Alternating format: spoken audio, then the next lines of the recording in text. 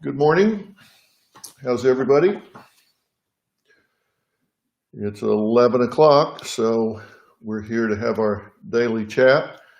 I hope everybody got through the evening okay, and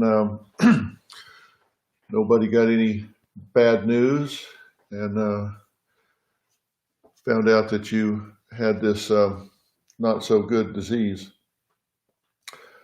I have some specific things I want to talk to you about. I know that yesterday we had the highest number of deaths that we've had since this started. I think it was something like 1,800 or whatever. 700 of those were in New York. They're still continuing to be a hotbed.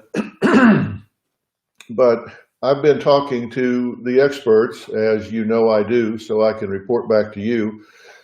And I have some specific things that I want to share with you. And I'm going to give you my opinion after talking to those people. And when I tell you my opinion, I'm going to identify it as my opinion. And my opinion is that the models that have been projected are pessimistic. I don't think, from the look of things, that we're going to hit the numbers that originally were talked about. I mean, I've heard everything projected from 250,000 dead to as many as 1 million. I've heard experts on television talking about that it may be 18 months before we ever get back to normal. And so I've been asking different experts about those projections. And without naming names, I'm going to say people are telling me behind the scenes that they really do think that those are pessimistic and that we're not going to hit those kind of numbers. Not because we're going to come up with a vaccine in time to knock it out, but just because the steps that we're taking seem to be working. Now, the modeling that was done initially took into account that there was going to be social isolation, that we were going to do some lockdowns, that there was going to be social or physical distancing. But I don't think it took into account that we were going to be as good at this as we have been. So I think they underestimated the American spirit in doing what had to be done to get this under control. The models are just that, they're models. And I always say the good thing about passage of time is you don't have to speculate, you can measure. So when you are measuring, you can actually see what happens, and the best predictor of future behavior is relevant past behavior. So we can now see what's happened in the last 2 or 3 weeks can predict what's likely going to happen in the next couple of weeks. Now, I've got a sign flashing up to me that I'm live on Instagram and YouTube, but not on Facebook yet. So if somebody can tell me a button I need to push to go live on Facebook, then I will.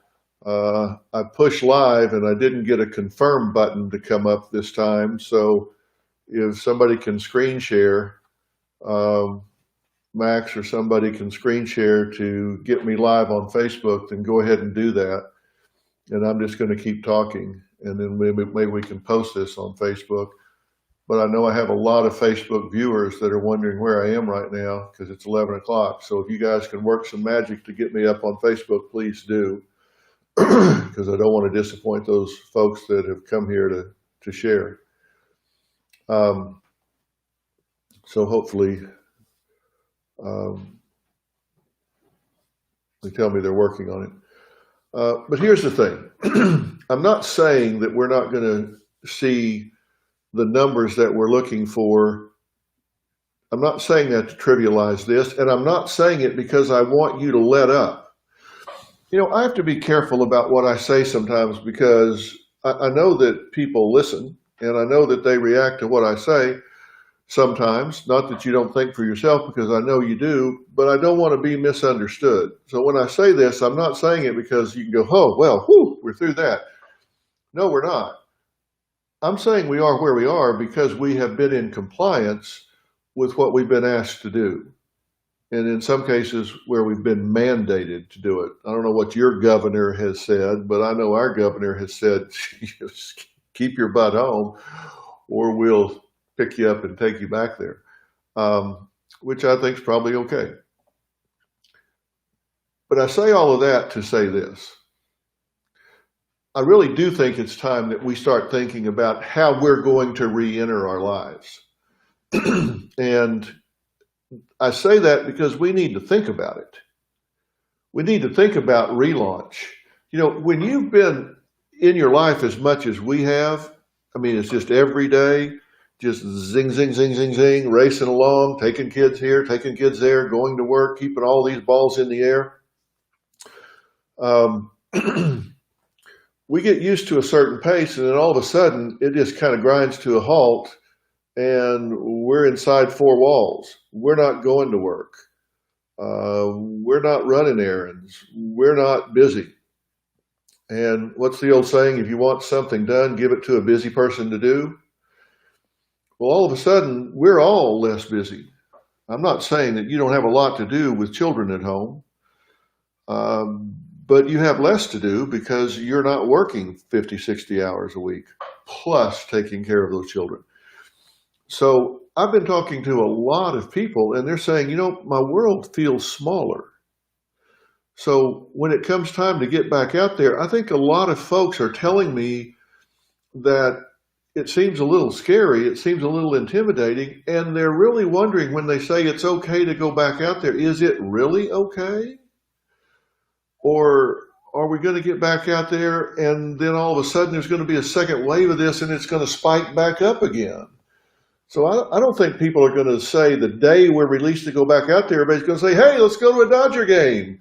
Hey, let's go to a concert and let's all pack into a mosh pit and get all jammed up next to each other.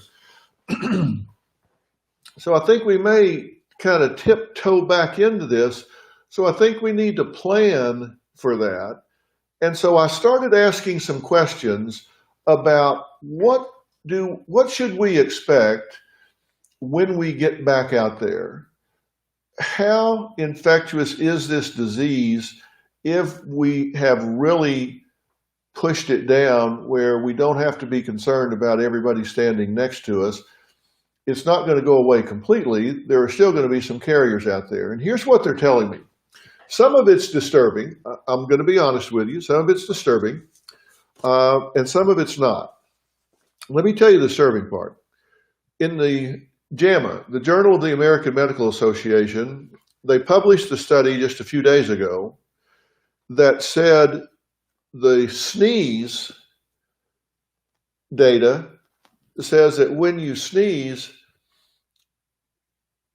it carries 26 feet 9 inches, not 6 feet. It carries 8 meters. So we've got 6 foot social distancing. But the Journal of the American Medical Association says if somebody has a really violent sneeze, it doesn't carry 6 feet, it carries 26 feet 9 inches. So if you're sneezing like purple paint, for example, think of that image, and you were 26 feet from a white wall and had a violent sneeze, there would be purple paint on that white wall. So 6 feet isn't really getting it. Now, in fairness, at 6 to 8 feet, most of the droplets that are of a sufficient concentration to infect someone drop out. After that, it's a less intense mist. And just because there is a mist doesn't mean that's enough of a concentration to infect you. Less likely. Doesn't mean that there are not still coronavirus particles at 26 feet 8 inches, because there are. It said with a cough, it's 6 meters, which is 19 feet 8 inches. So I said some of this wasn't good news when I started doing a deep dive. So the Journal of the American Medical Association, fact-checked me, says that sneeze go 8 meters, coughs go 6 meters. So the distance is really a lot further than our social distancing has accounted for. However, enough to infect you probably drops out around 6 or 8 feet most of the time, but not all the time. But here's the good news.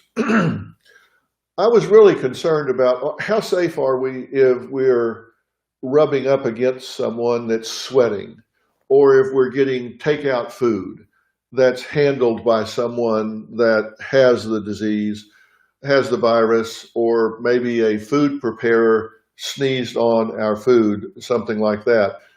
So what do we need to be concerned about there?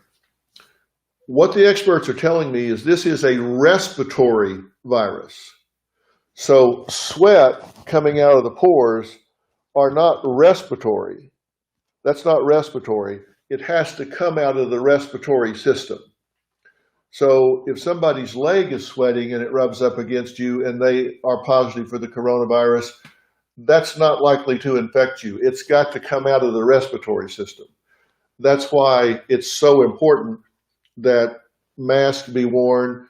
That's why it's so important that cough, sneeze, or getting close to somebody that is asymptomatic, but they're talking, and when people talk, they spit some, or aerosol type mist comes out and you inhale it, that's how you get infected. So rubbing up against someone is not that is positive is not going to give you the infection. Now, if that person breathes on, sneezes on, lets respiratory droplets get on the surface, you touch that surface and then you touch your mouth, then yes, you can get infected. But rubbing up against someone is not going to get you the infection that you would get if someone sneezed, coughed, or breathed on you that has the infection. It is a respiratory disease, is what the infectious disease specialists are telling me. So I was very relieved about that.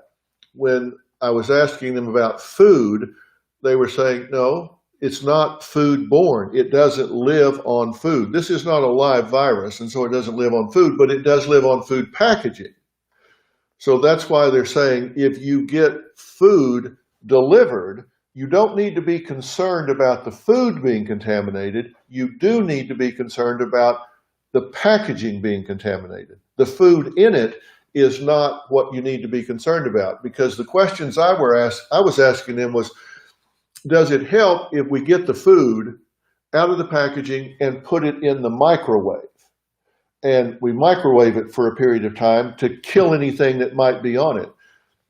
Because I always had the rule that if I went to a foreign country that had different germs than my gut was used to, like when I used to go to Mexico years ago, I would never eat anything that hadn't been at least 180 degrees within the last 15 minutes, like on a grill or something, because that would kill bacteria and then I would be safe to eat it.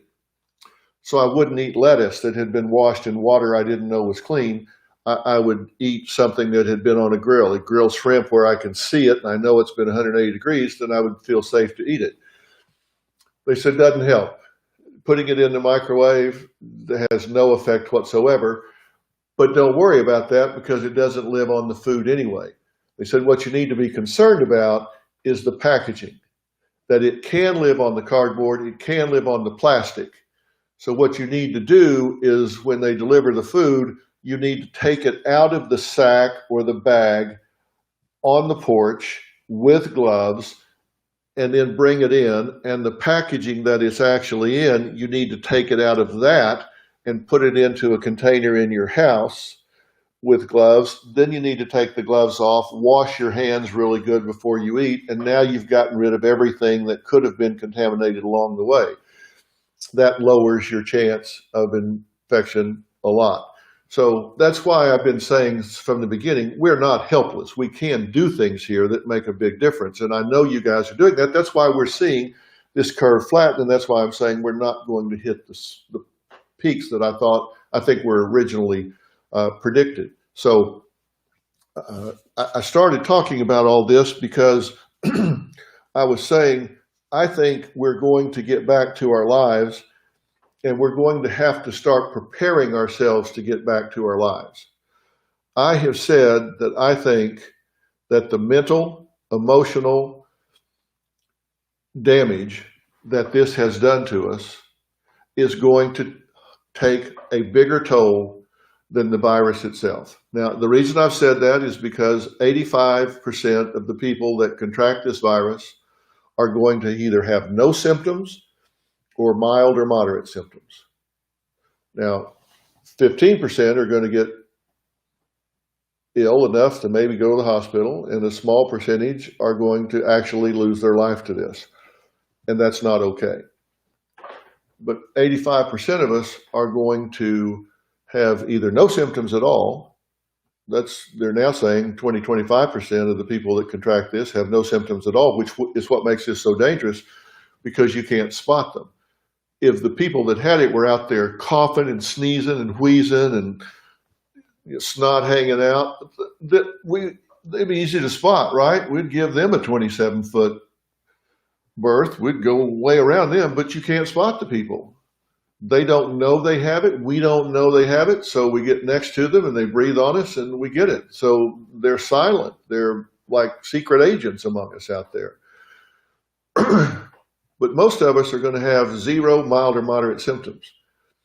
Our reaction to that, mentally and emotionally, has been very disproportionate. Anxiety has gotten high, depression has gotten high, people are experiencing PTSD, and the economy has collapsed. Billions, trillions of dollars have been lost over this, when 85% of the people, it's kind of like getting the flu. Now, we have to adjust that. And it's taking a big toll. And this is not just in the US, around the world. Let me share some statistics that I found. The National Domestic Violence Hotline gets an average of 2,000 calls a day. Between March 10th and 24th, 951 calls came in that specifically mentioned domestic violence involving the coronavirus. 2 cities in Spain showed in calls since they went on lockdown. France, 32% increase in calls. Paris in particular, 36% increase in calls. Lebanon and Malaysia, their domestic violence calls doubled since the coronavirus hit. There's a British charity called Refuge. Their call for services have gone up 25%. So people being in lockdown, being on top of each other with stress, with the anxiety, with the economic pressure, it's having an impact. And so we need to recognize that that's the case. I've been finding these studies. I found one that I thought was really profound. There's something in psychology that we call face validity. Face validity means that for something to be taken serious, it has to be valid on its face. That is, in looking at it, it has to be obviously valid. So if you tell somebody, hey, the big way to fight this is just wash your hands, people can go, hey, come on, it can't be that simple. It doesn't have face validity. You expect something more complex, like it's got to be a drug, or I've got to have some kind of ointment or salve. Washing hands is too simple. Doesn't have face validity. Give me something more elaborate, more complex if you expect me to believe it. Well, Dr. Fry in England in 2018 simulated a pandemic, and she's at the University College of London, and 42 million people.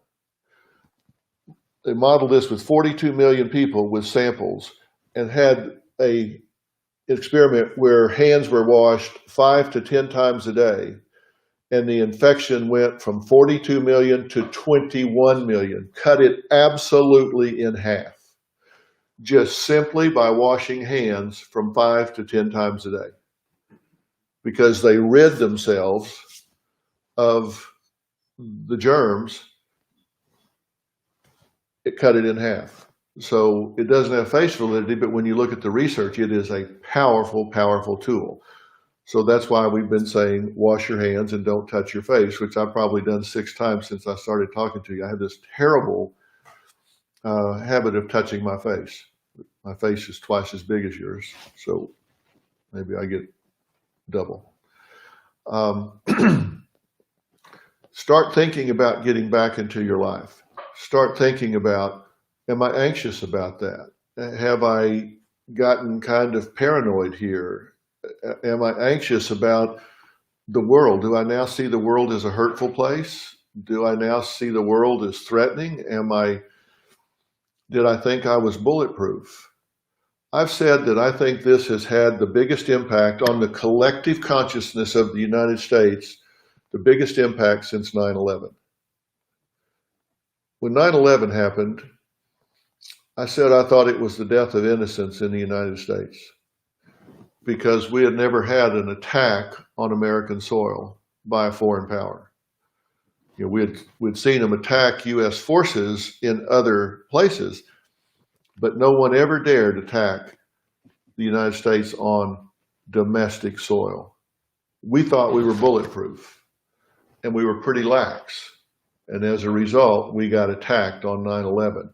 And everybody went, oh, wow, wait a minute. We're not immune. It can happen to us.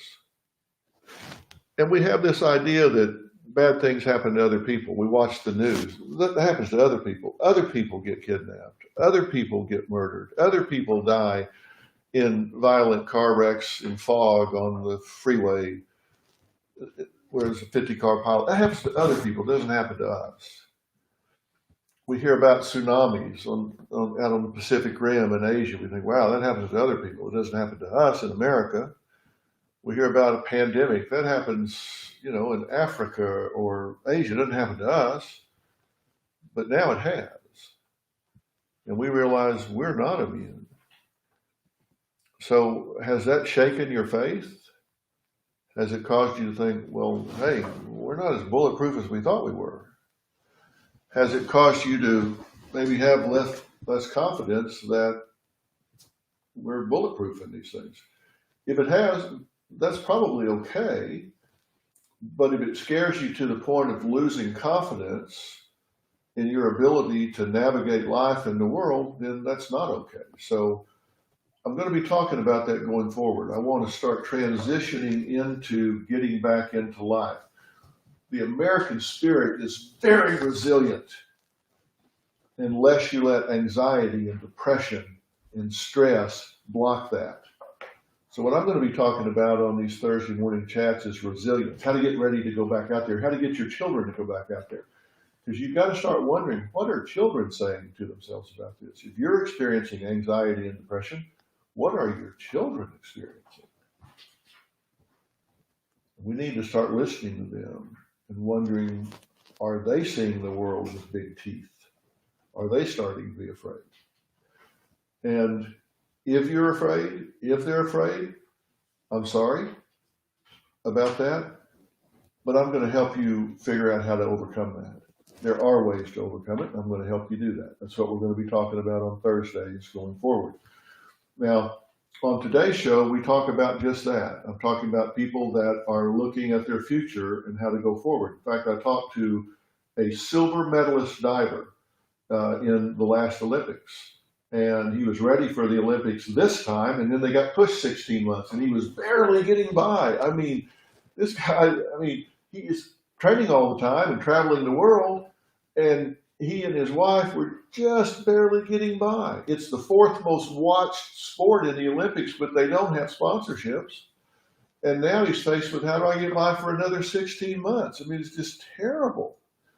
And then I talked to a woman who has a suppressed immune system. She knows that because of another disease. And she's saying, should I go outside? Because I do have a suppressed immune system.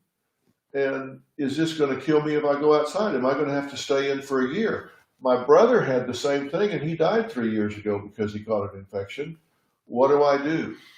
And I have Dr. Grayson, a top world-class doctor on that talks about exactly how to figure these things out and what you need to do to keep yourself safe. So that's today's show. Don't miss it. You're going to want to hear what we talk about. It's all about getting ready to get back into life. Okay, I got to run. I'm going to let you guys get on with your day. Be well, be safe, follow the guidelines. We'll get through this together. I'll talk to you tomorrow. So long.